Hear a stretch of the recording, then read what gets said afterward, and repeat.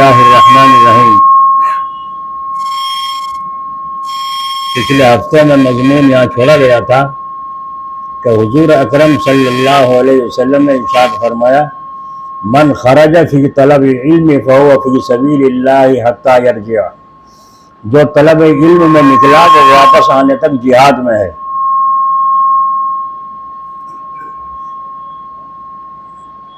फी सबीलिल्लाह कहते हैं जिहाद को, ये मुहावरा और इस्तिलाह है। चुनांचे अल्लाह ताला का इरशाद है, या अय्युहल्लज़ीना आमनू मा लकुम इज़ा क़ील लकुम उन्फ़िरू फ़ी सबीलिल्लाहि साक़लतुम इलल अर्ज़। ऐ ईमान वालों, तुम लोगों को क्या हुआ कि जब तुमसे कहा जाता है अल्लाह की राह में जिहाद के लिए निकलो तो तुम ज़मीन को लगे जाते हो, ज़मीन को चिपके जाते हो। तो फ़ी सबीलिल्लाह कहते हैं जिहाद के लिए निकल जाने को, ये इस्तिलाह है और इसको इस्तेमाल किया है रसूल करीम सल्लल्लाहु अलैहि वसल्लम ने तलब इल्म के लिए।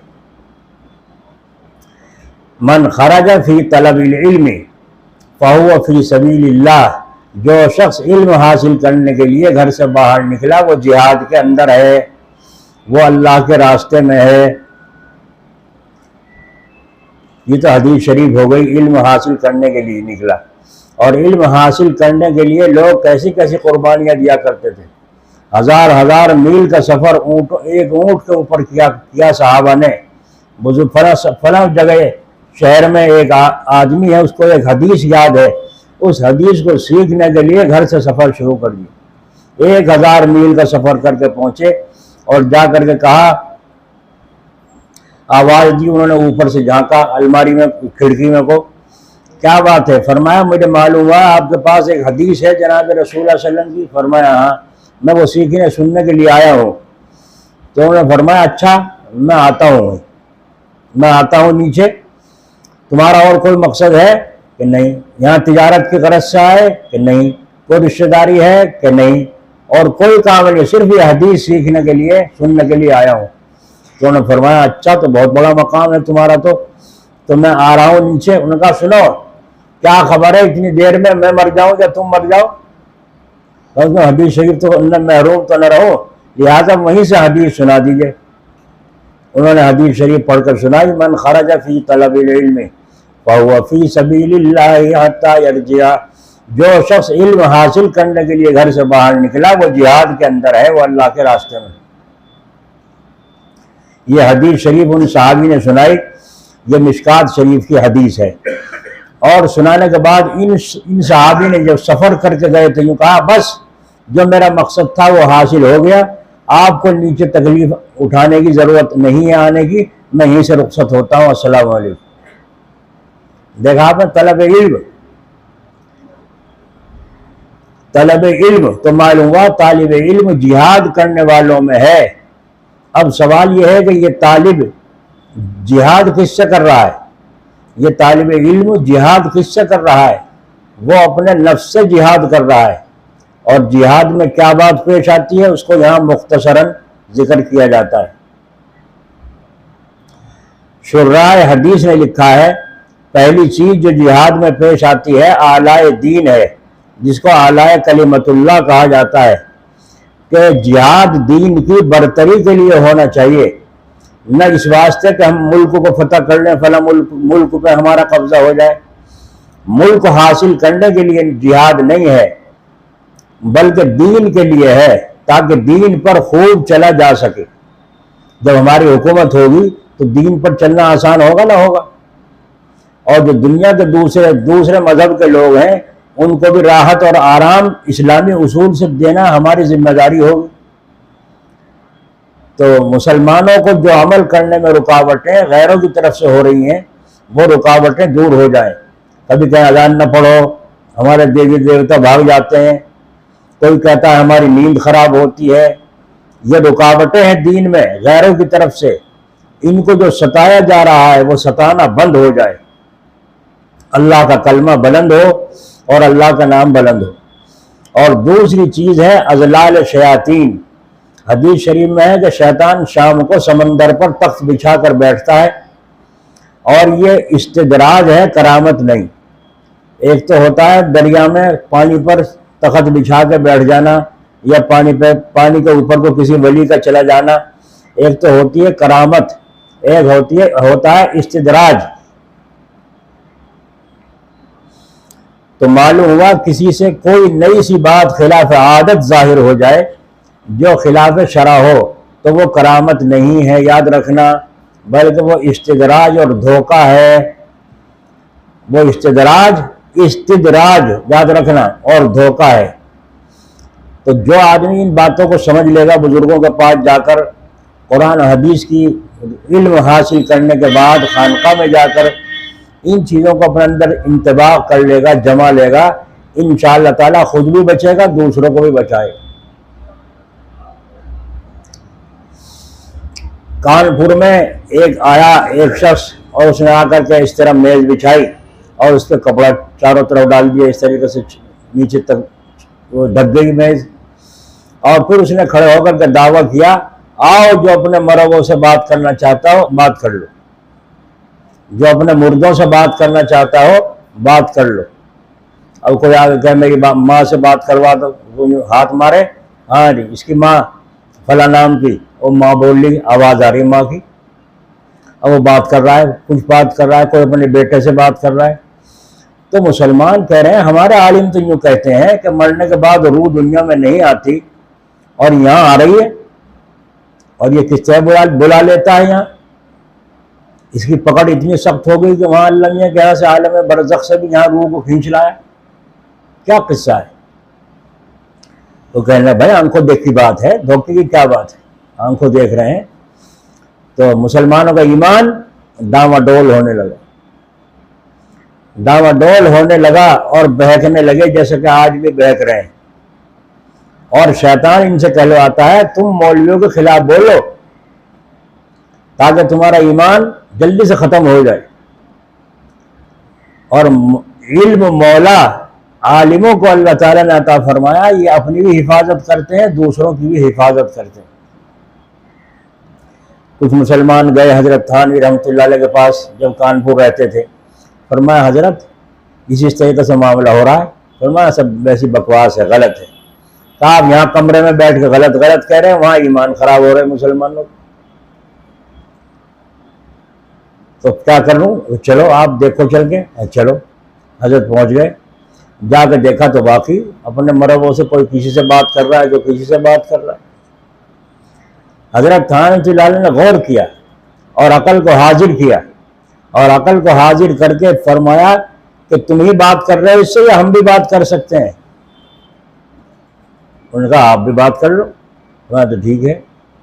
حضرت آگے بڑھے، اجازت لے لی، اور اجازت لے کے فرمایا تیرے اندر اگر روح بول رہی ہے اصلی، آواز آ رہی ہے، اگر تیرے اندر روح بول رہی ہے اصلی تو یہ میز اٹھے ایک دفعہ اٹھ کے نیچے، اور اگر اصلی روح نہیں بول رہی ہے تو یہ میز اٹھے 2 دفعہ۔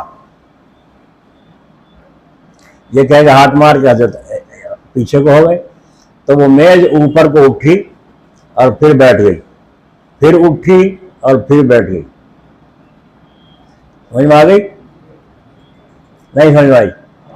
سچی ہوئی غلط ہوئی؟ سچ بھی کہہ رہے غلط بھی کہہ رہے، دیکھ لو کیا سمجھ رہے ہیں، کیا سن رہے ہیں، کچھ نہیں۔ اگر تیرے اندر روح ہے اصلی تو یہ میز اٹھے 1 مرتبہ، اور اصلی روح نہیں ہے تو یہ میز اٹھے، اور کئی دفعہ اٹھی، تو جھوٹی ہوئی سچی ہوئی؟ حضرت نے فرمایا لو بھائی اس کا جھوٹا ہونا اسی کی زبان سے ثابت ہو گیا ہے نا۔ ہزاروں ایمان والوں کے، مسلمانوں کے ایمان کو بچا لیا، اور کافروں کے اندر تو پکا یقین ہو رہا تھا، ان کو بھی چکر میں ڈال دیا۔ یہ ہے عالم کا مقام۔ اللہ تبارک و تعالیٰ نے بڑا مقام عطا فرمایا ہے اہل علم کو، تو اس لیے فرمایا یہاں یہ کرامت نہیں ہے بلکہ وہ استدراج ہے، جو شیطان تخت پر سمندر میں اپنا تخت بچھا کر اس کے اوپر بیٹھتا ہے۔ دیکھو شیطان تمام کافروں میں اکثر اور دریا پر تخت بچھا رہا ہے اور بیٹھا ہے، تمام چھوٹے چھوٹے شیطان جمع ہیں۔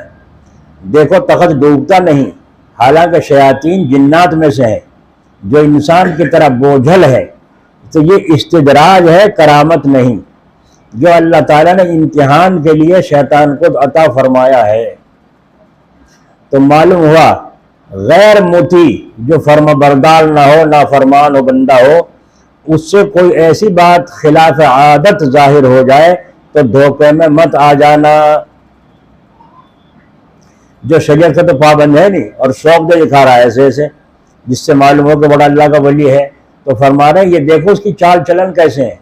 اگر شریعت پر ہے تو پھر چال چلن اس کے صحیح ہے تو اس سے معلوم ہوگا کہ کرامت ہو سکتی ہے، اور چال چلن صحیح نہیں ہے، پابند نہیں ہے، اس سے کوئی بات ظاہر ہو تو معلوم ہو جائے گا کہ یہ شیطان ہے اور اللہ کا دوست اور ولی نہیں۔ اسی کو کسی بزرگ نے کہا ہے، ہوا پر جو کوئی اڑتا ہو رات دن، ہوا پر جو کوئی اڑتا ہو رات دن، ترک سنت جو ہو اس کو تو شیطان گن۔ جو حضور صلی اللہ علیہ وسلم کے طریقے کے خلاف چلتا ہو وہ شیطان تو ہو سکتا ہے، اللہ کا دوست اور ولی نہیں ہو سکتا۔ تو ایمان بچانا فرض ہے کہ نہیں ہے؟ بولو، ایمان کا سیکھنا بھی فرض ہے اور ایمان کا بچانا بھی فرض ہے اور ایمان کا پھیلانا بھی فرض ہے۔ پہلے ایمان سیکھو، پھر ایمان پھیلاؤ اور ایمان کو اپنے بچاؤ کہ مرتے دم تک جب سانس نکلنے کا وقت آئے ایمان پر ہماری موت واقع ہو۔ تو انسان کی طرح شیطان جنات بوجھل ہیں، تو یہ تخت پر بیٹھنے کا کیا مطلب؟ ڈوبتا کیوں نہیں؟ تو فرماتے ہیں اللہ تعالیٰ نے امتحان کے لیے دیا ہے اس کو۔ تو معلوم ہوا الغرض شیطان اس تخت پر بیٹھ جاتا ہے۔ اب ذریت اس کے کارندے جو صبح سے لوگوں کو بہکانے کے لیے بھاگی بھاگی پھر رہی تھی آتی ہے اور اپنی اپنی کارگزاری سناتی ہے، سب کی شیطان سنتا ہے۔ اور ہاں حدیث میں ما صنعت شیئن ہے کہ ہاں بھی محاورہ اردو میں کبھی انکار کے لیے آتا ہے۔ ایک تو یہ ہاں اور ایک یہ ہاں کوئی بڑا مار کے کارنامہ دکھا دیا، ہاں ایسا یہ تو کھرا۔ تو کبھی انکار کے لیے آتا ہے، کبھی اقرار کے لیے آتا ہے، طرز سے فرق پڑتا ہے۔ اس کو فرمایا ہاں بھی محاورہ اردو میں کبھی انکار کے لیے آتا ہے۔ تو ایک شیطان کھڑا ہوتا ہے، نہیں سن لیجئے کیا آج میں نے میاں بیوی کے درمیان جھگڑا پیدا کر دیا، یہاں تک کہ غصہ بھڑک اٹھا۔ حدیث شریف میں آتا ہے جب کسی کے خلاف غصہ آئے اور بھڑک اٹھے تو اس وقت وہ شکل میں تو انسان ہے مگر وہ جانور ہے۔ شکل میں کیا ہے اور حقیقت میں کیا بن گیا؟ جانور۔ اور دوزخ کے کنارے پہنچ گیا، ذرا ٹھیس لگی اور جہنم میں گیا۔ غصہ اتنی بری چیز ہے، کسی کے خلاف غصہ آئے بھڑک اٹھے تو وہ اس وقت شکل میں تو انسان ہے مگر وہ جانور ہے، اور دوزخ کے کنارے پر پہنچ گیا، ذرا ٹھیس لگی جہنم میں گیا۔ تو بیوی بھی غصے میں ہے، میاں بھی غصے میں ہے۔ کبھی تو شوہر ہی کہہ دیتا ہے جا تجھے 3 طلاق، طلاق طلاق طلاق طلاق طلاق 3 طلاق، تو 100 دفعہ بھی کہہ دے 3 ہی پڑیں ہے نا۔ جب 3 طلاق دے دی ہاتھ سے نکل گیا معاملہ۔ اس لیے طلاق دینا کوئی ہنسی کھیل نہیں ہے جو لوگوں نے عام سمجھ رکھا ہے۔ طلاق تو ایک سوچا سمجھا فیصلہ ہوتا ہے۔ اب نباہ کی امید نہیں رہی، بہت ہتھ کنڈے اختیار کر لیے، اب تو جدائی ہو جانا اچھا ہے۔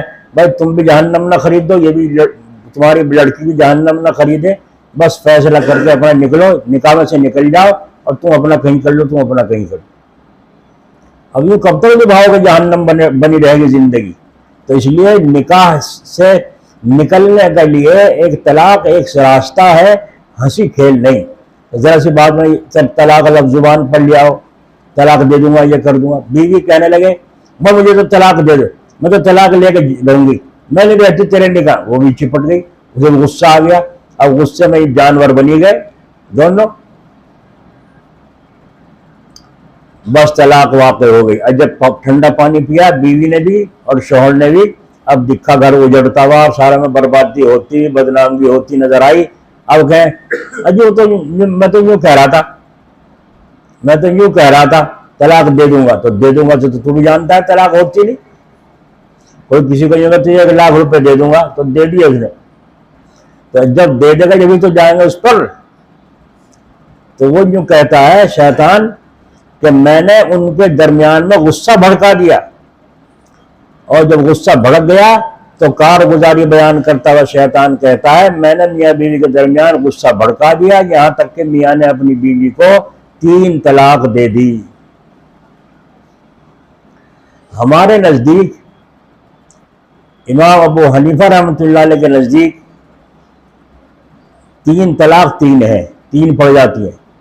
ایک طلاق اگر کسی نے دی جس کو کہتے ہیں رجعی، اس میں توبہ کر لیں میاں بیوی، پھر میاں بیوی کی طرح رہنے لگیں، کوئی گناہ نہیں ہے عدت کے اندر. اور اگر 2 طلاق دی ہیں تو اس کو طلاق بائن کہتے ہیں. طلاق بائن میں یہ ہے اگر عدت کے اندر دونوں پھر توبہ کریں تو نکاح پڑھوانا پڑے گا، بس نکاح پڑھے. اور اگر 3 طلاق دے دی تو طلاق بائن نہیں، طلاق مغلظ ہو گئی ہے. اس کا مطلب یہ ہے اب کوئی گنجائش نہیں رہی، نکاح بالکل ٹوٹ چکا ہے، اب دوا سے بھی ٹھیک نہیں ہونے کا یہ زخم، اب تو ختم ہوا، تم اپنے راستے اب اپنے راستے. تو کارگزاری بیان کرتا ہوا شیطان کہتا ہے کہ اپنی بیوی کو 3 طلاق دے دی.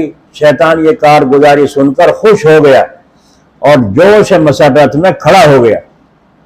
ایک روایت میں آتا ہے اس کو سینے سے لگا لیتا ہے. جس شیطان نے یہ کام کیا، میاں بیوی میں جھگڑا کروا کے گھر برباد کر دیا اور گھر اجڑ گیا، بدنامی الگ ہو گئی، تو شیطان اس کو چمٹا لیتا ہے. اب دیکھ لو میرے بھائیوں، سرکار کا کیا قانون بنا ہے. طلاق دینے سے طلاق نہیں ہوگی، سرکار نے کہہ دیا طلاق دینے سے طلاق نہیں ہوگی، بلکہ جو طلاق دے گا بیوی کو جیل میں جانا پڑے گا. عالموں کی نہیں مانتے، قرآن کی نہیں مانتے، حدیث کی نہیں مانتے، اب تو مانو گے ڈنڈے کی. تو طلاق جو دے گا تو وہ طلاق 3 طلاق دینا ہی جرم ہے، سرکار نے بھی پابندی لگا دی، اور اس کو جیل جانا پڑے گا اور اس کا خرچ بھی ساری زندگی دینا پڑے گا. تو ہم حکومت کا قانون مانے یا اللہ کا قانون مانے؟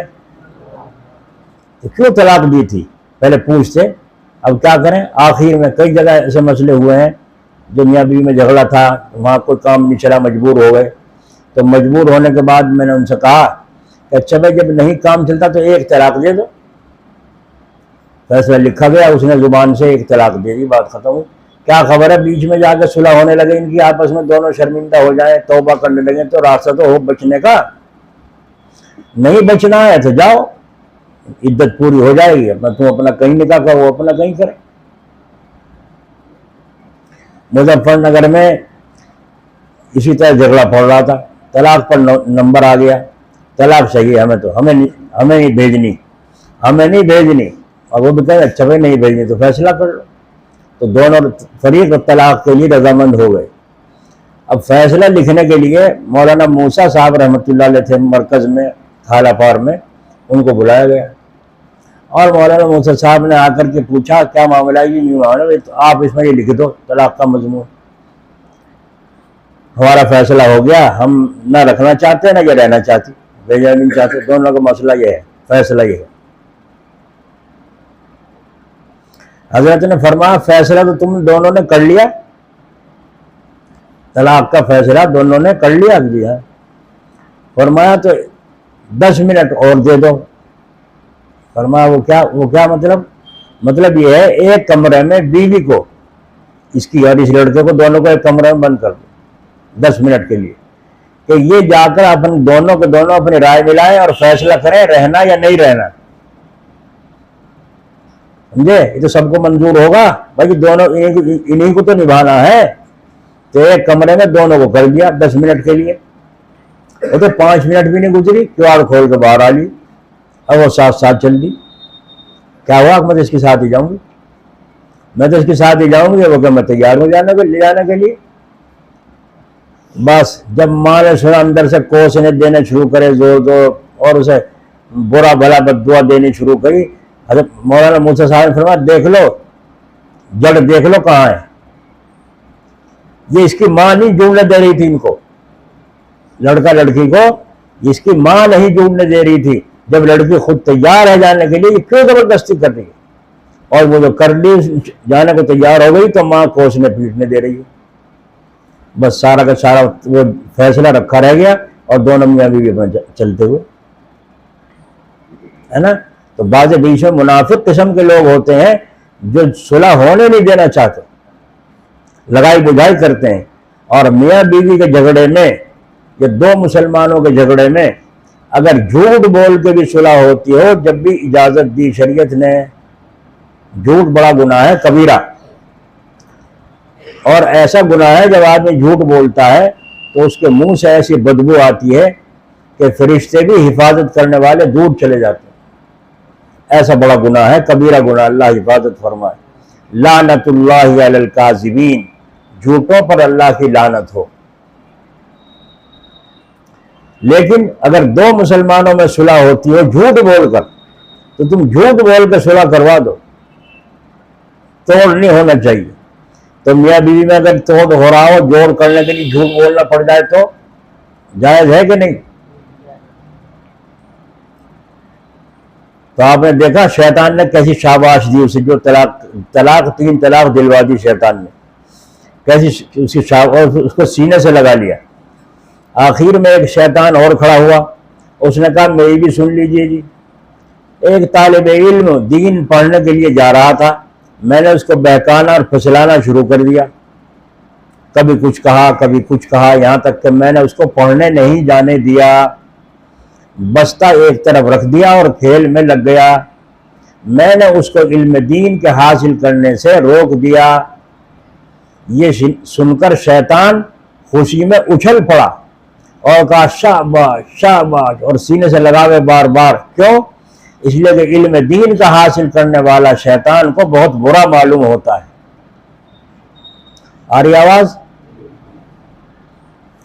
تو جو شیطان کے چیلے ہیں انہیں بھی طالب علم برے لگتے ہیں، مدرسے بھی انہیں برے لگتے ہیں شیطان کے چیلوں کو. پڑھانے والے مدرس جو تھوڑی تھوڑی تنخواہ لے کر مصیبت بھر رہے ہیں مدرسوں میں، وہ بھی ان منافقوں کو، مکاروں کو برے لگتے ہیں کہ میں بچوں کی زندگی خراب کر رہے ہیں. اور وہاں شیطان دیکھو اسے سینے سے لگا رہا ہے تو اسے بہت برا معلوم ہوتا ہے. یہ چاہ رہا ہے کہ طالب علم حاصل کرنے میں مشغول نہ ہو، اس میں میری بڑی ذلت ہے. یہ بچہ بڑا ہو کر عالم دین بنے گا اور فقیہ ہوگا، نہ معلوم کتنے گنہگاروں کو صحیح راستے پر لائے گا. اسی لیے حدیث شریف میں آتا ہے فقیہ واحد اشد علی الشیطان من 1000 عابد. ایک فقیہ، دین کی سمجھ رکھنے والا عالم، شیطان پر 1000 عابدوں سے بھاری ہے. 1000 اللہ اللہ کرنے والے، عبادت کرنے والے، تہجد تک پڑھنے والے، رات دن عبادتوں میں لگنے والے، یہ سب کے سب ان کے اوپر ایک عالم جو دین کی باریک سمجھ رکھتا ہو، ان 1000 عابدوں سے بڑھ کر ہے. یہ اللہ کے نبی کا ارشاد ہے. تو عالم کا درجہ بڑا ہوا یا عابد کا؟ یہ وجہ ہے شیطان بچے کے بہکانے سے بہت خوش ہوتا ہے کہ یہ بچہ بڑا ہو کر فقیہ بن جائے اور میرے لیے پہاڑ جیسا بوجھ بن جائے اور میرے مکر اور استدراج کے راستے میں پتھر بن جائے. یہ میں نے سنایا کانپور کا واقعہ حضرت تھانوی کا. اگر حضرت تھانوی نہ ہوتا مسلمانوں کا ایمان بچتا؟ تو پہلی چیز کیا ہے جہاد میں؟ اللہ کا کلمہ بلند کرنا. اللہ کا کلمہ بلند ہو، یہ ہے مطلب جہاد کا. دوسری چیز جہاد میں ہے اذلال شیاطین. طلب علم میں اذلال شیاطین بھی بدرجائے عتم موجود ہے، جیسا کہ معلوم ہوا. شیطان کے واقعے جو سنایا ہے کہ شیطان اس سے ذلیل ہوتا ہے، عالم کے بننے سے، طالب علم کے حاصل کرنے والوں سے جلتا ہے. تیسری چیز ہے جہاد میں اتعاب نفس. اتعاب نفس یعنی نفس کو مشکل میں ڈالنا. تعب مشقت کو کہتے ہیں. جہاد کرنے والا مشقت میں ہے، کافروں کے مقابلے میں جا رہا ہے. جی ہاں، اتعاب نفس ہو رہا ہے، تعب پڑ رہی ہے. تو طلب علم کے اندر بھی اتعاب نفس ہے. گھر سے نکلا ہے، وہ گھر جیسا کھانا کہاں مدرسے میں، وہ پینا کہاں، وہ آرام کہاں، وہ راحت کہاں. ساری چیزیں گھر کی راحتوں کی آرام کی کھانے پینے کی چھوڑ کر علم حاصل کرنے آیا ہے، یہ ہے اتعاب نفس۔ اور یہ ہے وہ طالب علم جو اتعاب نفس کی وجہ سے جہاد کے اندر ہے۔ تو یہ تین باتیں ہو گئیں، اعلی کلمت اللہ، اذلال شیاطین، اتعاب نفس۔ چوتھی بات کسر ہوا ہے، یعنی نفس کی خواہش کو توڑ دینا، نفس کی خواہش کو توڑ دینا جہاد کے اندر۔ آنکھ کیا کہہ رہی ہے کس کو دیکھو، زبان کیا کہہ رہی ہے کس سے بولو، کس طرح بولو، کان کیا کہہ رہا ہے کدھر لگاؤ، ان سب چیزوں سے اپنی طبیعت کو روکنا، یہ کسر ہوا ہے۔ کسر کے معنی توڑنا، ہوا خواہش نفس کو کہتے ہیں۔ صاحب بیضاوی نے اس کی یہی شرح کی ہے۔ اس سے پہلے اتعاب نفس تھا، تعب اور مشقت پڑ رہی تھی، اس کو سہار رہا تھا، اور یہاں کسر نفس ہے، اتعاب نفس مجاہدہ ہے، اور کسر نفس یہ ریاضت ہے، مشقت اٹھانا ہے۔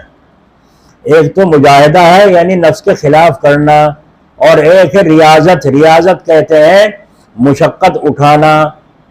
ایک آدمی آدھی رات نفلیں پڑھتا ہے تو یہ مجاہدہ نہیں، ریاضت ہے۔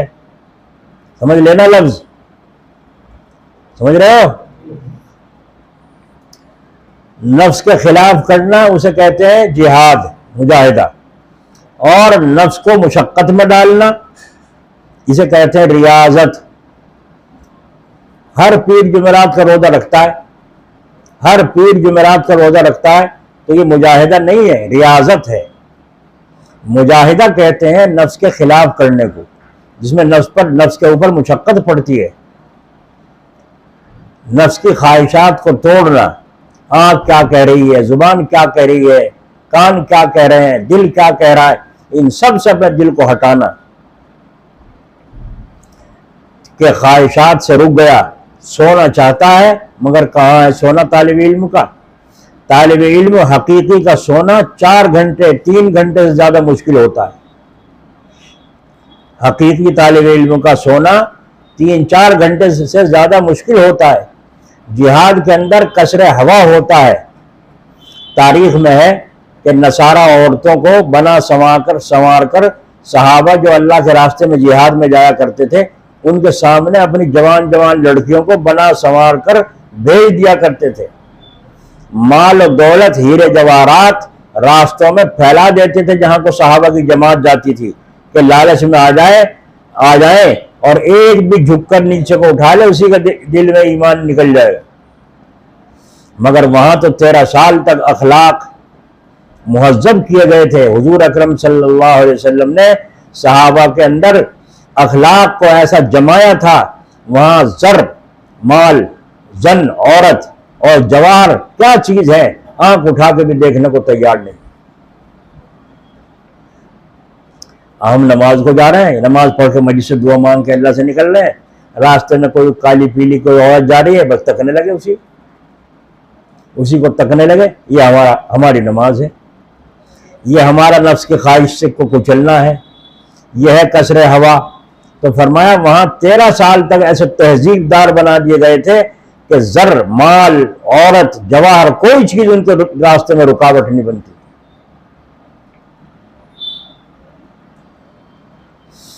ہائے ہائے ہائے، اللہ تعالیٰ کی مدد بھی ایسے ہی لوگوں کے ساتھ ایسی آتی تھی۔ ایک بیچارہ مسلمان مومن ایسا ہی جو مجاہدہ کرتا تھا اور کسر ہوا نفس کی اپنے خواہشات کو توڑتا تھا، بیوی کا زیور لے کر، ہار لے کر سنار کے ٹھیک کروانے گیا، اور ٹھیک کرا کر جب واپس ہو رہا تھا تھیلے میں ڈالا، جلدی سے جیب میں جسے ڈالتے ہیں بعد چیز نیچے گر جاتی ہے، تو ایسے تھیلے میں نہیں گرا، وہ ہار نیچے گر گیا، یہ چلایا۔ بیوی نے پوچھا ہار لائے ہو؟ اور کہاں لے آئے ہو؟ اس میں یہ تھیلے میں ہے۔ اس نے الٹ کے دیکھا تو وہاں ہار ہے ہی نہیں، تو نہیں ہے۔ ارے میں تو اس میں ڈالا تھا۔ اس نے بھی دیکھا تو واقعی نہیں ہے، پھر واپس گیا جہاں اس نے تھیلے میں ڈالا تھا، تو وہاں دیکھا جا کر کے لوگ جمع ہو رہے ہیں، اکٹھے ہو رہی ہے بھیڑ، چاروں طرف آدمی، بیچ میں ایک سانپ، وہ زیور پڑا ہوا ہے، وہ زیور پڑا ہوا ہے، اس کا ہار پڑا ہوا ہے۔ تو اس نے کہا ارے بھائی یہ تو ہار میرا ہے، میری بیوی کا ہے۔ انہوں نے کہا ہار کہاں ہے؟ ہار یہ پڑا ہے، ہار ہے یہ سانپ ہے؟ اگر ہار ہوتا کبھی کا اٹھا کے بھاگ جاتے ہم یہاں سے. یہ تو خطرناک سانپ ہے جو چمک رہا ہے. ہم یہ دیکھ رہے ہیں کتنا خوبصورت سانپ ہے, جیپ چلا رہا ہے, ہم سب کے سب ساری پبلک کہہ رہی ہے سانپ ہے. اسے دکھ رہا ہے ہار, اس نے جا کے بسم اللہ پڑھ کر اپنا ہار اٹھا لیا اور جیب میں رکھ کے واپس گھر آ گیا. لوگوں نے پوچھا یہ بتا, ہمیں سب کو سانپ نظر آ رہا تھا اور تو نے ہاتھ ڈالا تو یہ جو کہ تو ہار تیرے ہاتھ میں آ گیا, ہار بن گیا, یہ کیا وجہ؟ اس مومن کامل نے یہ جواب دیا, میں اپنے مال کی صحیح حساب کے ساتھ زکوٰۃ ادا کرتا ہوں. سمجھے؟ اپنے مال کی صحیح حساب کے ساتھ زکوٰۃ ادا کرتا ہوں. ہم جب زکوٰۃ کا نمبر آ گا دیکھیں گے او اتنا زیور ہے, اتنے روپے ہیں اور اتنی زکوٰۃ بیٹھے گی تو کئی لاکھ بیٹھے ہیں بھائی, ہے نا. بس یہ نہیں دیکھتا کہ اللہ کے راہ میں کئی لاکھ زکوٰۃ کے دے کر بچے گا کتنے, ان بچے کو نہیں دیکھتا. اور یہ جو مال میں سے زکوٰۃ بیٹھ رہی ہے یہ مال کا میل کچیل ہے, زہر ہے. اگر تم نے یہ زہر نکال دیا تو تم چین سے رہو گے, ورنہ یہ مال ہی تمہیں برباد کرے. ہندوستان میں یہاں ہمارے علاقے میں یو پی میں خاص طریقے سے زمیندارہ ختم ہوا. ہریانہ پنجاب میں زمیندارہ آج بھی ہے. تو یہ زمیندارہ ختم کہاں سے ہوا؟ اللہ تعالیٰ کی نافرمانی کرنے کی وجہ سے. زمینداروں نے زکوٰۃ نہیں دی, زمینداروں نے بہنوں کا حق نہیں دیا. زمین میں کتنا حق بیٹھتا ہے, مکان میں کتنا بیٹھتا ہے, نہیں دیا. بلکہ قانون بنوا لیا اس کے خلاف کہ ہمیں تو ہندو لا چاہیے, مسلم لا نہیں چاہتا. مسلم پرسن اللہ سمجھتے ہو؟ ہندو لا, ہمیں تو قانون ہندو کے مطابق چاہیے کہ ہندو مذہب میں لڑکیوں کا حق نہیں ہے اور اسلام مذہب میں ہے, تو ہم اسلام کے مطابق قانون نہیں چاہتے. اپنا یہ قانون بنوایا مسلمانوں نے کہہ کر, تو اللہ تعالیٰ نے بھی فیصلہ فرما دیا, جاؤ پھر اگر تم نہیں چاہتے تو ہم بھی تمہیں دینا نہیں چاہتے, کسی اور کو دیں گے. یہ زمین کسی اور پہ جائے گی, یہ مکان کسی اور پہ جائے گا. آج دیکھ لو مسلمانوں کے وہ مکان, مسلمانوں کی وہ جائیدادیں کن کے پاس ہیں؟ چماروں کے پاس ہیں, جاٹوں کے پاس ہیں, غیر مسلموں کے پاس ہیں, مسلمانوں کے پاس تو نہیں رہی. یہ پھر رکشہ چلاتے ہوئے, اور اکڑ اب بھی وہی ہے زمینداروں والی. اس عقل کو مٹانے کے لیے اللہ نے اب دوسرے ظالموں کو مسلط کر دیا جو ان کی گدی پکڑ پکڑ کر رگڑ رہے ہیں اور مسل رہے ہیں, اور گھر بھی چھین رہے ہیں اور بستیوں سے اور شہروں سے نکال رہے ہیں. دیکھ لو اورنگیا مسلمان کتنے کس قدر مارے گئے اور کس قدر پیسے گئے اور کس قدر بھاگ کے کہاں کہاں ملکوں میں جا کے آباد ہوئے پھر رہے ہیں, پریشان. میری زمین پر تو اکڑنے کا کیا مطلب؟ زمین میری, میں مالک ہوں, تجھے اکڑو خواہ کس نے بنا دیا؟ جواہر لال نہرو جب وہاں گئے بیٹھ میں تو وہاں جلسہ تھا کانگریس کا, تو جواہر لال نہرو جو اسٹیج پہ پہنچے تو وہاں کے رائے پور کے ایک راؤ صاحب, لمبی لمبی مونچھیں اور وہاں پہنچے, دھوتی چڑھا رکھی ہے, نوابی زمیندارہ, اور جا کے اسٹیج پہ چڑھ گیا وہ راؤ صاحب, اور اسٹیج چڑھ کر کے جواہر لال نہرو کو ایک تماچا مارا اور یوں کہا کس کی اجازت سے آیا بے تو یہاں؟ سمجھے؟ کس کی اجازت سے آیا تو بے یہاں؟ جواہر لال نہرو نے کہا راؤ صاحب ایک ادھر بھی مار دو, راؤ صاحب ایک ادھر بھی مار دو. جب انہوں نے کہا ایک ادھر بھی مار دو تو وہ عاجزی بھرا لفظ تھا نا, تو راؤ صاحب کو غصہ ذرا ٹھنڈا ہوا, چل یہاں سے, بہت اچھا حضور, سلام کر کے جواہر لال نہرو چلا گیا. اور جا کے جاتے جاتے غور کر لیا یہ نشہ کہیں کا ہے, یہ زمیندارے کا ہے, اور جاتے ہی وہاں زمیندارہ ختم کا اعلان کر دیا. سمجھے؟ اور پھر ان راؤ صاحب کی جو گت بنی ہے, زمین بھی گئی, جائیداد بھی گئی, جیل میں سڑے, اور کیا کیا حالات وہ پیش آئے, برباد ہی ہو کے رہ گئے, اور سارے ملک سے چھین گئی وہ نشے کی چیز جو زمیندارہ تھا مسلمانوں کا, سب ختم ہو گیا. کسی پہ 2 بیگھے کسی پہ 50 بیگھے اسی پر پھر رہے ہیں، اب بھی اتراتے پھر رہے ہیں میں زمیندار ہوں۔ کیسا زمیندار ہے یہ؟ زمیندار نہیں ہے یہ، تو ہمیں مصیبت بھر رہے ہیں ہم۔ زمینداروں سے پوچھ لو، جتنی لاگت لگاتے ہیں کھیتی میں اتنی واپس بھی نہیں ہو پاتی، یہ بچت تو کہاں سے ہوگی؟ کہیں بجلی کا بل ہے، کہیں فلاں ٹیکس ہے، کہیں کھاد ہے، کہیں کچھ ہے، کہیں کچھ ہے، کہیں بیج اتنا مہنگا ہے، ان کی جان اس میں مزدوری کر رہے ہیں۔ تو سارا زمیندار کا نقشہ ایک تماچے میں سب کا سب دے دیا۔ سمجھ میں آیا غصہ کتنی اچھی چیز ہے؟ اچھی ہے۔ تو حضور اکرم صلی اللہ علیہ وسلم نے صحابہ کے غصے کو 13 سال تک اخلاق کو تہذیب دار بنایا۔ تو وہاں ہیرے جواہرات ڈالنے سے، حسین جمیل سجا کر لڑکیوں کے آ جانے سے کوئی اثر نہیں پڑتا۔ کیا چیز ہے؟ بات سمجھ میں آئی؟ جہاد کے اندر یہ چیزیں ہوتی ہیں، اور طالب علم میں بھی یہ باتیں ہوتی ہیں، طالب علموں میں بھی یہ باتیں ہوتی ہیں۔ حضرت جلال آبادی رحمۃ اللہ علیہ فرماتے ہیں، بندے نے ایک کتاب میں واقعہ دیکھا ہے کہ ایک جنگل کی مسجد میں ایک طالب علم رہتا تھا۔ اتفاق سے ایک رئیس زادی شکار کی شوقین اپنے ساتھیوں سے بچھڑ گئی اور بھٹکتی ہوئی اس مسجد میں پہنچ گئی۔ طالب علم نے ٹھہرنے کی خواہش ظاہر کی۔ لڑکی مردانہ لباس میں تھی، شکار کے لیے نکلی ہوئی تھی۔ نسوانی عورتوں والی آواز سے طالب علم نے پہچان لیا کہ یہ لڑکی ہے، بھیس مردانہ ہے۔ دونوں سو گئے۔ رات میں نفس نے بہکایا طالب علم کو کہ تنہائی ہے، یہ لڑکی ہے، کمزور ہے، اس سے خواہش پوری کی جائے۔ وہ طالب علم اٹھا اور چراغ جل رہا تھا، اس کے پاس پہنچا اور اپنی انگلی چراغ کی لو کے سامنے کر دی۔ تھوڑی دیر کے بعد آ کر لیٹ گیا۔ کچھ دیر گزرنے پر پھر ایسا ہی کیا اور لو کے سامنے انگلی کر دی۔ کئی مرتبہ ایسا ہی ہوا۔ لڑکی جس کو نیند تو نہیں آ رہی تھی لیکن وہ دڑ کھینچے پڑی تھی، یہ سب ماجرا دیکھ رہی تھی۔ جب صبح ہوئی تو اس نے پوچھا، آپ رات اپنی انگلی کیوں جلا رہے تھے؟ طالب علم نے ٹال دیا، کچھ جواب نہ دیا۔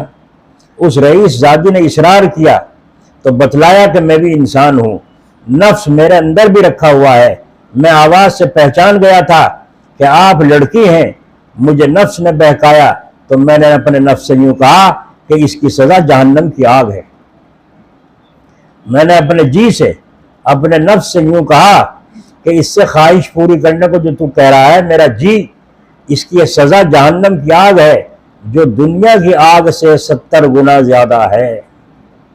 دنیا کی آگ سے آخرت کی آگ، تو پہلے تو اس آگ کی جلن برداشت کر لے۔ چراغ میں جو انگلی لگائی ہے، جلائی ہے، پہلے تو اس آگ کی جلن برداشت کر لے تو میں تیری خواہش پوری کر دوں۔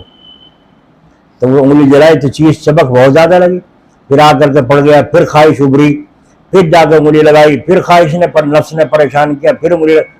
تو بتاؤ، مجاہدہ کر رہا تھا نہیں کر رہا تھا؟ جہاد کر رہا تھا نہیں کر رہا تھا؟ کس سے؟ اس کی طرح انگلی جلا کر میں نے اس کی خواہش کو توڑا ہے، نفس کی خواہش کو توڑا ہے۔ طالب علموں کے جن کو اللہ تعالیٰ کا ڈر ہوتا ہے، اور بھی ایسے واقعات بہت ہیں، یہاں مناسبت کی وجہ سے ایک واقعہ بیان کر دیا گیا ہے۔ طالب علموں کے، اللہ والوں کے بہت ایسے قصے ہیں جن کے اندر اللہ کا خوف پیدا ہو گیا۔ ایک مرد، ایک عورت، دونوں بدکاری کے اندر مبتلا ہو گئے اور اس نے اس عورت کو مجبور کر کے گھیر دیا۔ جب اس عورت کے پاس پہنچا، اس عورت نے یوں کہا، دیکھ، آج تک میری آب و عزت محفوظ تھی اور آج تو میری عزت پر ڈاکہ ڈال رہا ہے، کل خدا کے سامنے تجھے بھی پیش ہونا ہے اور مجھے بھی پیش ہونا ہے، تو کیا جواب دے؟ یہ کہا۔ جب اس نے یوں کہا، اس نوجوان کے دل پر ایسا اثر ہوا اس کی اس بات کا، چھوڑ کر الگ ہو گیا اور یوں کہا، آج سے تو میری بہن، میں تیرا بھائی، اور جو تجھے پیسے دے چکا ہوں وہ سب تیرے ہی، سب تیرے ہی ہیں۔ اور وہاں سے نکل گیا، اور نکل کر جنگل کو چیختا ہوا، ہاں استغفار کرتا، توبہ کرتا، روتا اللہ تعالیٰ کے دربار میں، جنگل کو جب مارا مارا پھرنے لگا۔ دیکھا کیسا واقعہ ہے؟ اور ہمیں کیا کہے نفس جو کہے پھر کہاں موقع ہاتھ آئے گا ایسا، اور شیطان کیا کہ اللہ غفور رحیم ہے، تو نے سنا اللہ غفور رحیم ہے، توبہ کر لے گا گناہ معاف ہو جائے گا۔ لیکن جو گناہ کا بیج تو نے بو لیا ہے، اس کا بیج کا پیڑ تیرے اندر موجود رہے گا، اگرچہ سرسبز و شاداب نہیں ہے مگر اس کے اثرات تیرے اندر موجود رہیں گے۔ ایک آدمی نے ایک دفعہ بدکاری کی، توبہ کر لی، اللہ اللہ کرنے لگا، اب بدکاری ہو بالکل چھوڑ دیا، لیکن وہ بدکاری جب کبھی کی تھی وہ اس کے یاد ہے نہیں، دماغ میں لکھی ہوئی ہے کہ نہیں؟ وہی ہے نہیں ہے؟ تو طالب علم کے ایسے حالات ہوتے ہیں، اس کو کہتے ہیں، حدیث میں طلب کا لفظ آیا ہے، یعنی علم کا تقاضا پیدا ہو جائے۔ کیا مطلب؟ کہ جب تک اس چیز کو حاصل نہ کر لے چین نہیں پڑتا، اسے کہتے ہیں تقاضا، اور اسی کو صوفیہ کی اصطلاح میں کہتے ہیں حال، صوفیہ کی اصطلاح میں کہتے ہیں حال۔ مولانا روم نے کہا نا، قال را بگزار مرد حال شو، اور پیش مرد کامل پامال شو، کہ اے انسان او آدمی، تو کالا کالا کب تک کرتا رہے گا؟ اللہ نے یوں کہا، رسول نے یوں کہا، اللہ نے یوں کہا، رسول نے یوں، کب تک کرتا رہے گا؟ قال را بگزار، بہت سیکھ لیا تو نے، بہت پڑھ لیا، اب اسے چھوڑ دے، اب اسے چھوڑ دے۔ بگزار مرد حال شو، اب کسی اللہ والے کے سامنے جا کر اپنے کو مٹا دے۔ اگر کچھ دولت چاہتا ہے، کسی اللہ والے کے سامنے جا کر قال سے حال میں آ جا، قال سے حال میں آ جا، تو حال کسے کہتے ہیں؟ کہ یہ کیفیت ہو جائے اس کے بغیر چینج نہ پڑے۔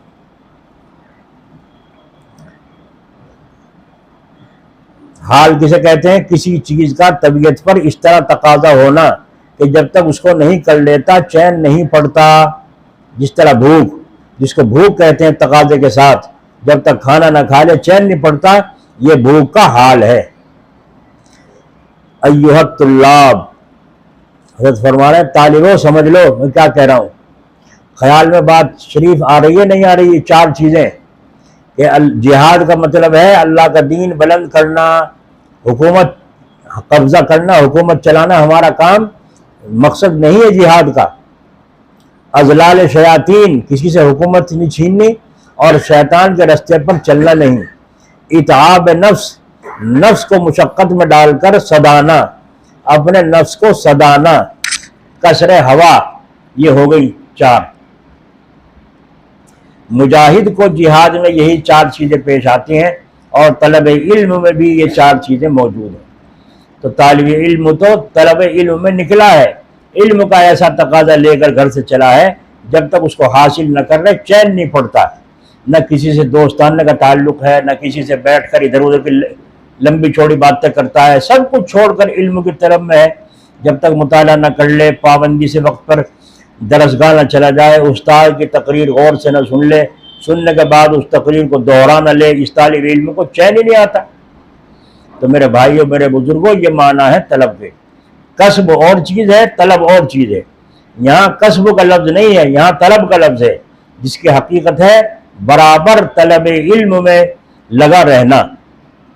اسی کو مولانا روم نے فرمایا، طلبگار باید صبور و حمول، کہ نہ شنیدہ ام کیمیا گر ملول۔ طالب کو انتہائی صابر اور برداشت کرنے والا ہونا چاہیے۔ میں نے نہیں سنا کہ کیمیا بنانے والا ہار کر تھک کر بیٹھ گیا ہو۔ کیمیا بنانے والا جو سونا بنانے کا ایک ترکیب ہے کہ اس سے سونا بن جاتا ہے، تو فرماتے ہیں ہم نے نہیں دیکھا کہ کبھی کیمیا بنانے والا تھک کر بیٹھ گیا ہو، بلکہ یہ کہتا ارے کسر رہ گئی، اب کہ اور دیکھوں غور کر کے محنت کروں گا، ساری عمر کسر رہ گی میں مر جاتا ہے، اور کیمیا کا نسخہ ہاتھ ہی نہیں آتا۔ ارے تو ہمیں غیرت آنی چاہیے، اے دین کے طالبو، وہ دنیا کا طالب تھک کر نہیں بیٹھتا، جب تک اسے حاصل نکل لیتا چین نہیں آتا۔ کھیتی کرنے والوں کو دیکھ لو، وہ بھی تھک کر نہیں بیٹھتے، اور وہ طالب جو دین کا طلبگار ہے تھک کر ہار کر سست ہو کر بیٹھ جائے۔ اللہ تعالی ہماری حفاظت فرمائے۔ تو اس لیے عرض کیا گیا ہے کہ یہ من خرجہ طلب العلمی، کہ جو آدمی دین سیکھنے کے لیے اللہ کے راستے میں گھر سے باہر نکلا وہ جہاد میں ہے۔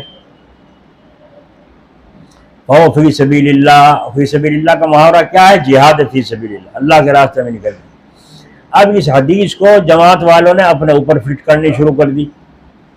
بہت سی آیتیں جو جہاد کی ہیں وہ جماعت والوں نے اپنے اس میں فٹ کرنی شروع کر دی۔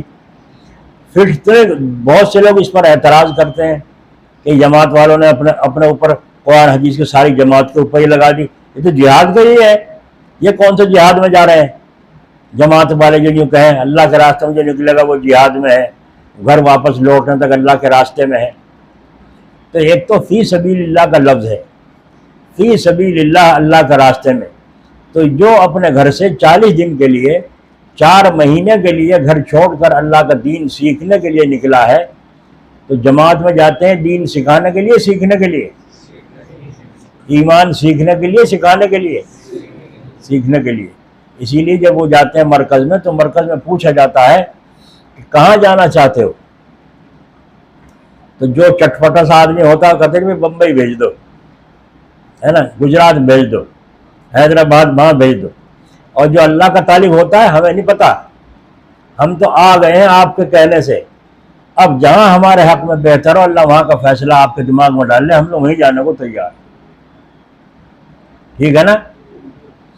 مولانا عمر صاحب پالنپوری رحمۃ اللہ علیہ، اللہ ان کی قبر پر رحمت فرمائے، فرماتے ہیں جب میں بیمار ہو گیا اور ڈاکٹر کے پاس لے گئے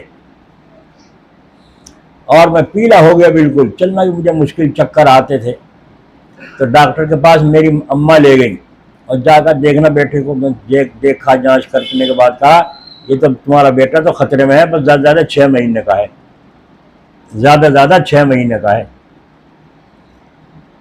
تو ذہن اچھے تھے شروع سے، اسکول میں جب پڑھے شروع میں تو اول نمبر آتا تھا۔ اس کے بعد مولانا یوسف صاحب رحمۃ اللہ علیہ کو جب پتہ چلا ان کی حالت کا تو گھر تشریف لائے، اور ان کی اماں فرماتے ہیں میری امی سے یوں کہا اس بچے کو تم ہمیں دے دو، 4 مہینے کے لیے ہمیں دے دو۔ تشکیل کی اماں نے، کہہ دیا چلو بھائی یہ بیمار ہے، اس کی دیکھ بھال بہت ضروری ہے، کہاں بے فکر ہو تم، اللہ کے راستے میں دے دو، اسے اللہ کے نام پر دے دو، لے کے چلے۔ تو کہاں بھیجا؟ پہاڑوں میں۔ ایسے بیمار کو کہاں بھیجا؟ پہاڑوں میں، کہیں اوپر کہیں نیچے، کہیں گرمی اور کہیں پانی ڈھنگ کا نہیں، کہیں کھانا ڈھنگ کا نہیں، ایسی جگہ بھیجا جو پرہیز گھر نہیں ہو سکتا تھا وہ پرہیز وہاں ہو رہا ہے۔ اللہ تعالیٰ نے تربیت فرمائی، تربیت تو اللہ کرتے ہیں، پالنے والے کون ہیں؟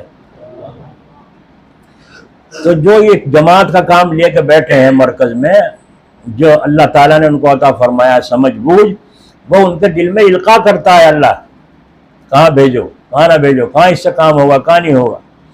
جب یہ بزرگ نہیں تھے تو اللہ الہام فرماتا تھا کسی ولی کے دل میں، ایسے کام کرو، یوں کرو۔ ایک بزرگ چلے جا رہے تھے، انہوں نے کہا مجھے حکم ہوا ہے کہ حج بیت اللہ کو چلوں اسی سال، اور چل دیے۔ جب جا کر جہاز میں بیٹھے تو طوفان میں پھنس گئے، کہنے یوں کہتے جا اللہ کا حکم ہوا اسی سال حج کرنے کا، جا لو، حج کو کہاں جاؤ، یہاں پڑے پھنسے ہوئے، خلاف ہوا چل رہی ہے، اب حج کو کیسے جائیں؟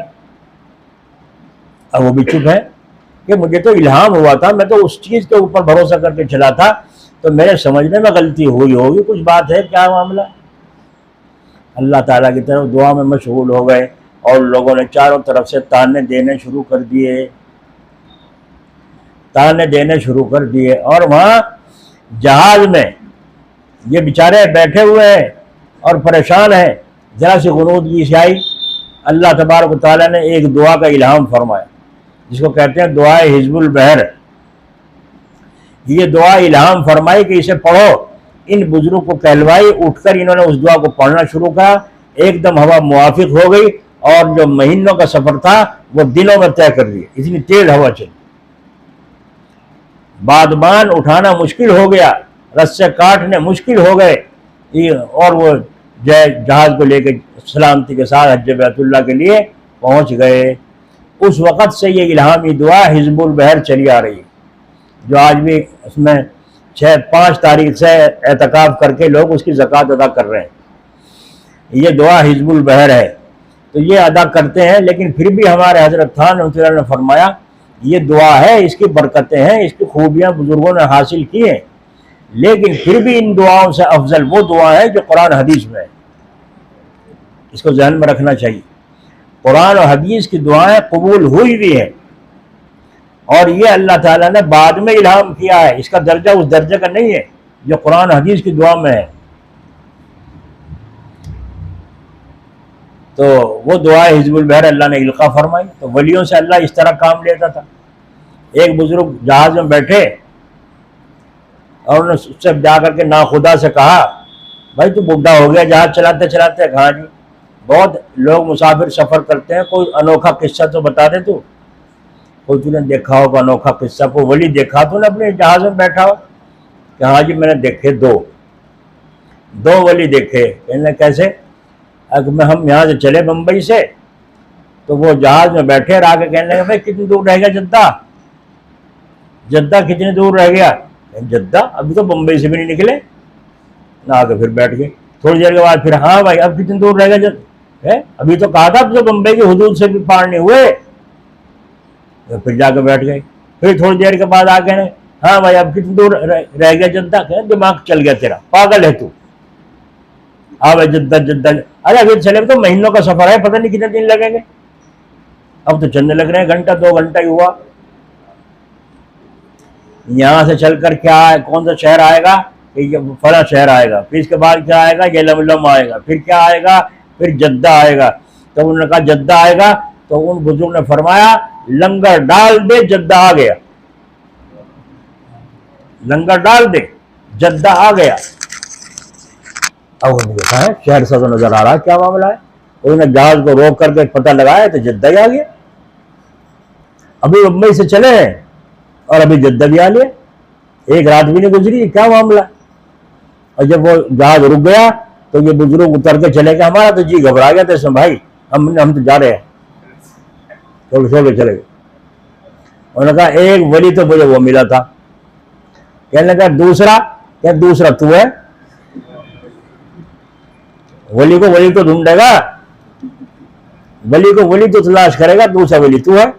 آج تک کسی نے مجھ سے ایسی بات نہیں پوچھی جو بات تو پوچھ رہا ہے، اس لیے 2 ولی مجھے ملے ہیں آج تک زندگی میں، اور ان کا یہ کارنامہ ہے۔ تو میں یوں کہہ رہا تھا کہ جو آپ حضرات گھر چھوڑ کر یہاں آئے ہو مجلس میں، اپنی اصلاح کے لیے اس سے آئے ہو یا کان سینکنا ہے؟ کان سینکنا ہے؟ اپنی اصلاح کی نیت سے آئے ہو نا، کہ ہم اللہ والے کیسے بنے، اللہ سے رشتہ کیسے جڑے گا، مکاریوں کو چھوڑو اور حق پر آؤ تو جڑے گا۔ اب مکاریوں کی تشریح یہاں ہو رہی ہے کہ جہاد کا فتویٰ لگا دیں عالم لوگ، جہاد کا فتویٰ کیوں؟ جہاد کا فتویٰ دے کے کافر بنا ہوا مسلمانوں کو، ان میں جہاد میں جانے کی صلاحیت ہی نہیں ہے۔ ابھی جیسا اجازت دے دو، جا کے بازار کو لوٹنا اور کاٹنا اور پیٹنا شروع کر دیں گے۔ یہ جہاد کا مجاہدوں کا کام ہے، مجاہد تو اللہ والے ہوتے ہیں، جہاد اللہ کے نام پر ہوتا ہے، اس میں کسی پر ظلم کرنا ستانا نہیں ہوتا۔ تو آپ لوگ جو گھر چھوڑ کر یہاں آئے ہو تو یہ اللہ کا راستہ ہے کہ نہیں؟ یہ رشتہ داری میں آئے، اللہ کا راستہ ہے نہیں ہے؟ تو جب اللہ کا راستہ ہے تو جہاد میں ہو کہ نہیں ہو جب تک گھر واپس جاؤ گے لوٹ کر؟ تو اگر جماعت والوں نے اس حدیث کو اپنی جماعت کے متعلق بیان کر دیا تو کون سے برا کر دیا؟ انکار تو وہ بھی نہیں کرتے جماعت والے کہ ہاں یہ حدیث شریف اور قرآن کی آیت جہاد فی سبیل اللہ کے لیے ہے، انکار تو نہیں کرتے، مگر اللہ کا راستہ وسیع ہے، اللہ کا راستہ وسیع ہے، کشادہ ہے۔ جو جماعت میں جائے گا دین سیکھنے کے لیے وہ بھی اللہ کے راستے میں ہے، اور جو مدرسے میں جائے گا طالب علم اور جا کر مشقت اٹھائے گا تو جماعت میں جا کے مشقت نہیں اٹھاتے. کہیں سونا ڈھنگ کا نہیں, کہیں کھانا ڈھنگ کا نہیں, کہیں بسترے پھینک کے جا رہے ہیں, کہیں کچھ ہو رہا ہے, کہیں کچھ ہو رہا ہے, کہیں امیر صاحب کی غلامی کرنی پڑ رہی, کبھی ساتھیوں میں جھگڑا ہو رہا ہے, ایک مار کے طوفان بدتمیزی چلا پورا کرنا موت ہو جاتا ہے. تو یہ ہو رہا نہیں ہو رہا ہے. تو جب تک لوٹ کر گھر واپس آئے گا وہ اللہ کے راستے ہی میں ہے. جہاد من خرج فی طلب العلم فهو فی سبیل اللہ حتی یرجع. جب تک وہ لوٹ کر واپس نہ آئے تو وہ جہاد فی سبیل اللہ میں ہے, اللہ تعالیٰ کے راستے ہی میں ہے. تو آپ حضرات جو گھر چھوڑ کر یہاں آئے ہوئے ہیں تو اللہ کا راستہ ہے نہیں, تو وہی ہے. اب اگر صحیح اصول سے آئے اور گئے اور رہے تو انشاءاللہ تعالیٰ فیض لے کر جاؤ گے, اور اصول کے خلاف چلے ہو تو پھر نہیں. گاڑی میں بیٹھ کر آئے اور آج کرایہ اسے پورا نہیں دیا, یا گاڑی ٹکٹ چرا لیا ویسے ہی آنکھ مچائی کر کے نکل آئے, تو پھر اللہ کے راستے میں دیکھو کیسے کامیاب ہوگا یہ. ایک حافظ صاحب امبیٹھے سے آئے اور وہاں جلال آباد حضرت کے یہاں تانگے والے نے کہا اتنے پیسے دے دو. انہوں نے کہا بھائی کتنے پیسے لگے؟ 2 پیسے لگے, 3 پیسے لگے. انہوں نے کہا نہیں یہ کرایہ بڑھ گیا اتنے دن سے. واہ ہم تو ابھی آئے تھے, اتنے پیسے لگتے ہیں, لے ہم کا بڑھا دیا کہ یہ بڑھا دیا. انہوں نے بیچارے نے لے لیا, غریب آدمی تھا انہوں نے لے لیا. حافظ جی نے ڈانٹ دیا, وہ لے گئے جیب میں ڈال لیا. اب آئے حضرت کے پاس, آ کر مصافحہ کیا, السلام علیکم وعلیکم السلام. حضرت جی فوراً بولے حافظ صاحب جی اگر اس غریب کو 1 پیسہ اور دے دیتے اس کا جی خوش ہو جاتا, اور اس کا جی خوش ہوتا تو اللہ بھی خوش ہو جاتا. حافظ جی کے گردن نیچے کو ہو گئی. حضرت کو کس نے بتا دیا آ کے, حضرت کو کس نے بتا دیا آ کر میں یہ ہنر کر کے آیا ہوں. پمپے پہ تیل ڈلوا رہے ہیں اور وہ ادھر کو دوسری طرف پھر مشغول ہوا, پیسے نکالنے میں, اس میں کرنے میں, پیسے دیے نہیں اور گاڑی اسٹارٹ کر کے چل رہے, اس کو دھیان نہیں ہوا جی. اور کہاں جا رہے ہیں؟ اللہ کے راستے میں. یہ اللہ کا راستہ ہو گیا کہ شیطان نے تمہارا راستہ خراب کر دیا. تو حافظ صاحب وہاں سے لوٹ کر پھر گئے ہوں گے اور جا کر اس تانگے والے کو پیسہ دیا ہوگا اور معافی بھی مانگی ہوگی نہیں. بزرگوں کے پاس آنے کا فائدہ کیا ہوا اگر اپنے کو بدلتا نہیں ہے؟ اگر بدلتا نہیں ہے تو خطا اپنی ہے یا اللہ والے کی؟ ان کو اشارہ کر دیا حافظ جی اگر تم اس کو 1 پیسہ اور دے دیتے تو تمہارا کیا نقصان تھا, اس کا جی خوش ہو جاتا, اور وہ خوش ہوتا تو اللہ تعالیٰ بھی خوش ہو جاتے. تو میرے پاس آنے کا مقصد تمہارا یہ مطلب ہوا کہ یہاں آنے کا مقصد جلال آباد میں کیا ہوا کہ اللہ خوش ہو جائے, اور کام کرتے آ رہے ہو اندھے سیدھے تو اللہ خوش کیسے ہوگا؟ نہیں سمجھ میں آئی بات؟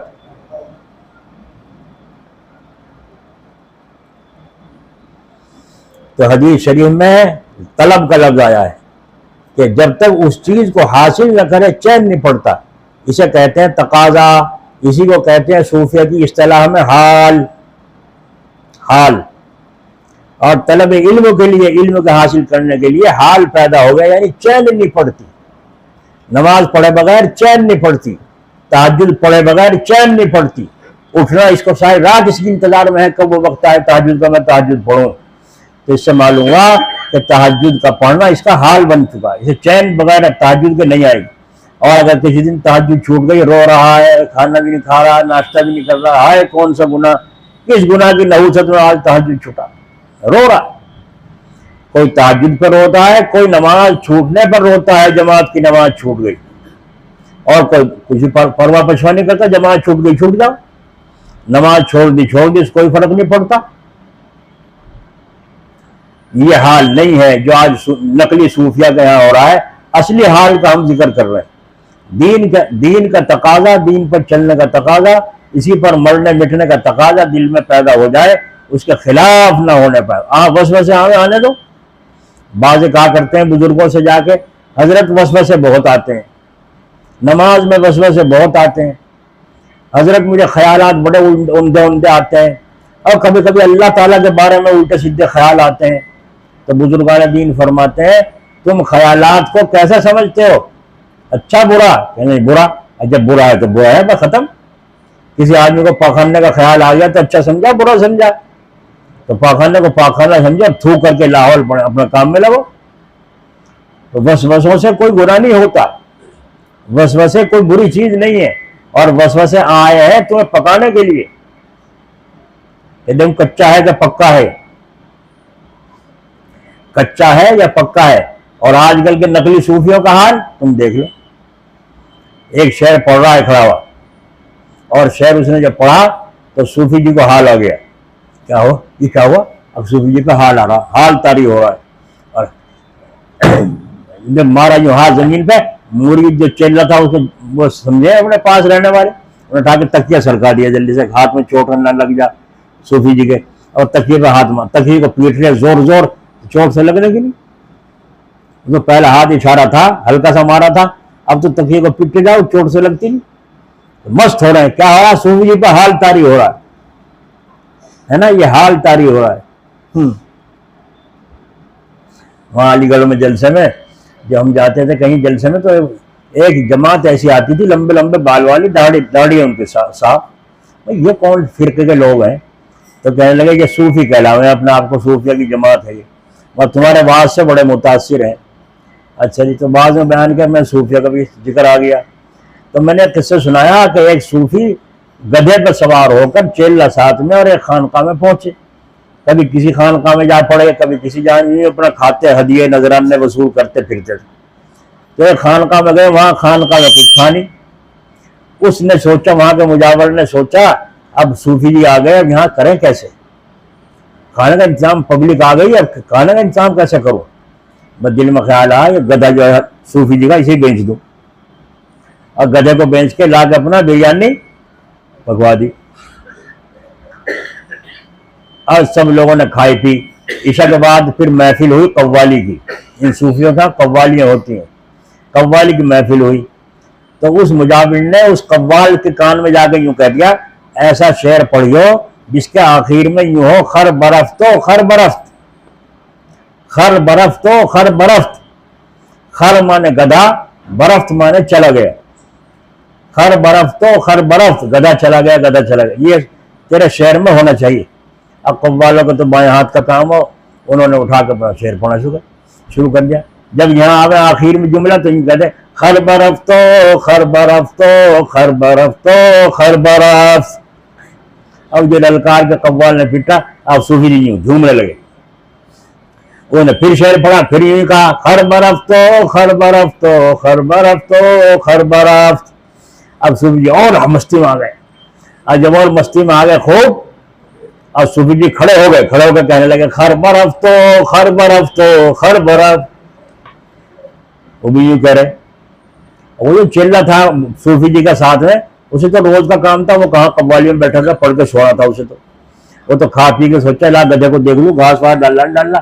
وہاں دیکھا تو گدھا ہی نہیں. گدھا کہاں چلا گیا یہاں سے؟ ادھر ادھر تلاش کیا، کہیں نہیں ملتا. تو خبر دینے کے لیے صوفی جی کے پاس آیا، اور صوفی جی خود کہہ رہے تھے خر برفت و خر برفت و خر برفت، گدھا چلا گیا، گدھا چلا گیا.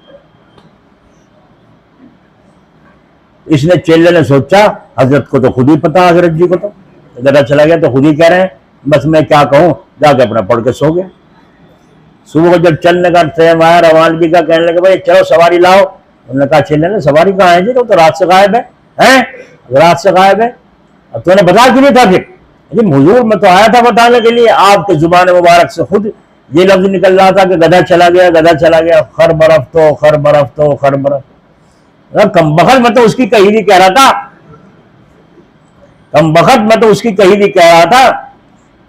تو دیکھا حال ہے یہ جال ہے، یہ چال ہے.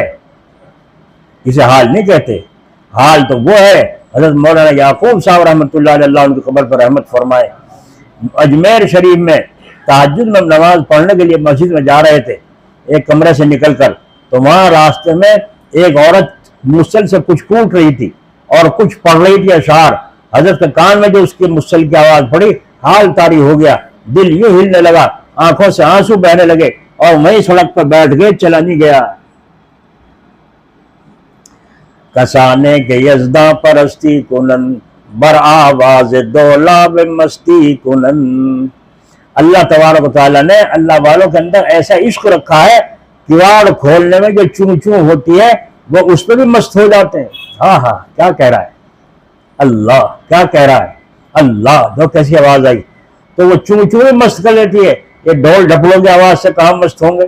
مجھ کو تو کسان ہے کہ یزداں پرستی کنن بر آواز دولاب مستی. جو پہلے ہلٹ ہوا کرتے تھے اس میں ڈبوں کے پیچھے وہ ہوتی تھی کنٹو، وہ کٹ کٹ یوں کرتی رہتی تھی، چلتی رہتی، پیچھے کٹ کٹ کی آواز آتی تھی. تو اس کو فرمایا وہ جو کٹ کٹ کی آواز ہوتی ہے اللہ والے تو اس پر بھی جھوم جاتے ہیں، اس پر بھی جھوم جاتے ہیں. تو اسے کہتے ہیں حال سچی، کہ دل میں ایسا تقاضا ہو کہ اللہ تعالیٰ کے اوپر فدا ہونے کو تیار ہو. تو یہ ہے حال، وہ حال نہیں جو میں نے ابھی سنایا آپ حضرات. یہ تو چال ہے، یہ تو جال ہے لوگوں کو پھنسانے کا، ورنہ نہیں. ایک جگہ مولانا اسلم صاحب دارالعلوم دیوبند کے محترم مولانا قاری طیب صاحب رحمۃ اللہ علیہ فرماتے ہیں، انہوں نے قصہ سنایا تھا. ایک دن کہنے لگے ایک جگہ محفل ہو رہی تھی قوالیوں کی. وہ قوال جب قوالی پڑھے اور کوئی اچھا سا لفظ آوے تو وہ صوفی جی اچھل اچھل واہ واہ واہ واہ کھڑا ہو باجا کھڑا ہو واہ واہ نعرے لگانے لگے. اب وہ ہم نے سوچا بھائی یہ تو قوالی بھی نہیں سننے دینے کا، اس کی واہ واہ سے وہ شعر رک جائیں. اب بڑی مصیبت آ گئی، کیا کریں گے، سارا ذائقہ خراب کر دیا انہیں. صوفی جی بعد آنے کا نہیں یہ کہو جائے گا. تو کہنا بھائی میں نے مزہ کرکرا کر دیا، سننے نہیں دیتا. تو میں نے اس ساتھی سے کہا کہ اسے نیچے بٹھا دوں، ایسا بٹھا دوں گا اب بھائی اٹھنے کا نہیں. کہنے لگا کیسے؟ میں اپنے ایک دعا ہے. اچھا دکھاؤ. میں اٹھ کے گیا اس کے پاس اور جا کر ان کے کان کے پاس منہ کر کے آ کے بیٹھ گیا. وہ نہیں اٹھا. پھر آخر تک قوالی سنی، خوب مزے لیے اور وہ نہیں اٹھا. پھر ہلا وہاں سے باہر آنے کے بعد وہ ساتھی کہنے لگے بھائی یہ تو بتا دے تم نے کیا کرا تھا، کون سی دعا پڑھی تھی جب تو واقعی نہیں اٹھا. کہنا تھی کچھ دعا، تھی کچھ دعا. یہ ذہین آدمیوں کا کام ہے، ذہین جو ہوتا ہے ہوشیار. تو انہوں نے کہا نہیں بتا تو صحیح آخر کون سی دعا تھی بھائی، ہمیں بھی پڑ جائے ضرورت تو. کہنے لگا میں نے اس کے کان میں یوں کہا تھا جا کے چپکے سے کہ صوفی جی پاجامہ پھٹ رہا. دیکھا آپ نے، صوفی جی پاجامہ پھٹ رہا ہے. اب صوفی جی نے سوچا وہ تو جو اچھل کود رہا تھا ان نے تجھے آگاہ کر دیا چپکے سے. تو صوفی جی بھائی بیٹھ گیا، کہنے لگے بے شرمی نہ ہو، بے پردگی نہ ہو. پھر نہیں ہلا وہاں سے. اب وہ ساتھی کمال کر لیا، تو نے جھوٹ بول کے جسے بٹھاتا بھی کس طرح ایسی چھو ماری کان میں جا کے. تو بتاؤ سچا حال ہوتا تو اسے پتہ رہتا کچھ. ایک بزرگ ننگے رہتے، مریدوں نے سوچا حضرت کو لنگی پہنا دو، لنگی لا کے پہنا دی. اب جب کوئی لا کے کچھ کھلائے اس پہ گر پڑ جاوے اور پھر وہ مستوں کی طرح پڑے رہے یا اٹھے رہے، انہیں ہوش ہی نہیں ہے. تو چوہے آ کے اسے کترنے لگے کپڑے کو، لنگی کو. تو انہوں نے کہا بھائی کیا کریں؟ انہوں نے کہا بلی رکھ لو، چوہا ایک طرف ہو جائیں گے. بلی رکھ لی. بلی سامان میں کھانے پینے میں گھسنے لگی. تو آپ کیا کریں بھائی؟ کہنے کتا پال لو، کتے سے بلی دبی رہے گی. کتا پال لیا. اب کتا بلی کبھی بھگ دوڑ مچے تو کہنے اب کیا کریں بھائی؟ کہنے لگا کوئی ایک نوکر رکھ لو جو کتے کی بھی دیکھ بھال رکھے، بلی کی بھی، حضرت کی بھی دربان نہیں کرے.